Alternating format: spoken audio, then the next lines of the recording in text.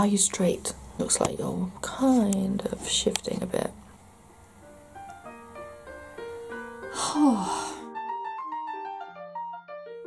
Hi and welcome to Knit with Hannah. I'm Hannah. I'm here with Knitting Natter to help you learn to knit the easy way. Finding time for knitting is an interesting topic. I do get asked this in the comments sometimes, and it's something that's mentioned elsewhere in the knitty sphere on the internet. When you want to find time for something, you have to see what else you're finding time for. And if other things are taking priority, that maybe don't need to be taking priority. This is something that I did in December last year. I took a look at how much time I was spending on different things during the day. I began to feel that I was busy. Being busy makes me feel that there's an urgency to my life. There's some kind of clock ticking constantly, and I'm wondering how I'm going to get everything done. And I didn't like that busyness. I'm pretty sure it just kind of come on in the last few months because I tried to do things that I didn't realise were going to take more time than they did. And just kind of snowballed. Oh, but because that took longer, that means that the next thing won't happen as quickly, and I'll need to do it urgently so that the deadline is met. Those little things just kept meeting, and the deadline was getting sooner and sooner and sooner for the next thing and the next thing and the next thing. That busyness was uncomfortable. What else was I prioritising in my life? I realised that my phone had suddenly become more important to me. I was trying to use it to do things quickly, where in fact it was dragging me in like the rabbit hole. Instead of being something that helped my productivity, helped my efficiency, it was something that became a time drag. I decided to take Instagram off of my phone. I took Facebook off of my phone. I also took the Facebook Messages app off of my phone. I took quite a few other apps as well that were there just to help me do things quickly. It meant that I was switching between the apps to do one thing, where in fact if I'd gone on the website I could do it very quickly with just 2 tabs in a browser. And I could see what I was doing in a larger space. So I just shifted a few things, did some things differently, and I'm not on Instagram big time anymore. My profile is still there, you can still follow me, you can look at the highlights, you can go through the previous posts, but I'm not posting there big time because answering comments, checking out whether I've got messages, etc., isn't something that I feel needs to be a priority. YouTube gets a lot more comments. We have a much bigger, stronger, communicative community here on YouTube, so that's where I decided to prioritise. That meant that there were lots of time in my day where I could shift what became busy into balanced, nice, happy, easy, spacious life.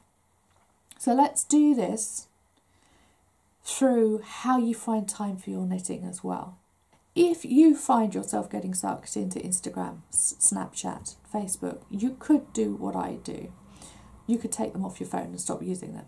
You could just commit for 1 week and say, actually, let me see when I can knit, and I'll make that a priority, and then Instagram can come back in. So once you've set the habit of knitting at a particular time every day, say at lunchtime or after your breakfast, you could do it at a particular point in an evening before you switch the television on. Just those little things. You have a short time for knitting, then you do something else, and the Instagram can fit in elsewhere. So you make knitting a priority. By removing something for a week, you give yourself the knitting time, and you choose in your week when you want to knit. Do you have a long work day that used to be filled with Zoom calls? And perhaps those Zoom calls were when you knitted. You've shifted from working from home to working in an office or in a workplace. You could take your knitting with you to work. If it's a small knit, it will fit. it will fit in a handbag, it will fit in a satchel or whatever it is that you carry your laptop in. And you can make sure that you've got that knit with you to do perhaps on the commute. Perhaps you're in a car share and you don't drive every day. Perhaps you are sitting on the train. You can knit on the train with a small knit. You can knit at your lunchtime at your desk or in the canteen. There are lots of times when you can knit during your workday. It just gives you that me time. It gives you that break. If you knit at 3 o'clock in the afternoon instead of going to get your coffee, instead of the caffeine giving you energy, you can rejuvenate yourself just by knitting for 10 minutes. If you feel like you're a taxi service or you're homeschooling for your children, because there are so many little things that children have to do during the day, and you're the one who has to make sure that it happens, you can knit in between those things. And again, it will just calm you down and relax you. Even have a family meeting and let them know that everybody in the room, everybody sat at the table or on the sofa, needs quality space and time by themselves. You want quality time for yourself when you're knitting, and perhaps when you read in the evening. Everyone else can say, I want quality space by myself to play with Lego, to play a video game, play tennis against the wall in the garden, or shoot some hoops in the garden, play on the trampoline. It could be anything. But we all need that space and time, and one of those things that you do to have that space and time for yourself is knit. So you need to let people know that it's a priority for you, and they all need to respect that, because you'll respect their space and time when they want that time to themselves too. The other thing is that you can hide it. You can go to bed 20 minutes early, but instead of reading before you go to sleep, you can knit for 20 minutes and then read for 10 minutes. Something like that. You could even wake up 20 minutes early and knit in the kitchen before anyone else gets up. Why not? You don't have to empty the dishwasher or tidy the work surfaces just because you're up 20 minutes early. You do that at your usual time. But just changing the alarm or encouraging yourself to wake up a bit earlier, 3 days a week or even every single day, it means that you can knit. So you can make time for knitting. Everybody can make time for knitting. It's just saying, actually, I want to make this a priority and I want to build this habit. If you challenge yourself to do this for 3 weeks, 10 weeks, then that habit will be much better set in place. The longer you do it for, the longer you say this is a priority for me, the better the habit will be in place and the easier it will be for you to continue it through the rest of the year and for life even. Let me know in the comments when and where and how you find time for knitting. I'd love to know all the different ideas that you have. We can share them between each other. I find time for knitting by just picking a time during the day. I just say, actually, I'm sat here, I'm all alone, why don't I just knit?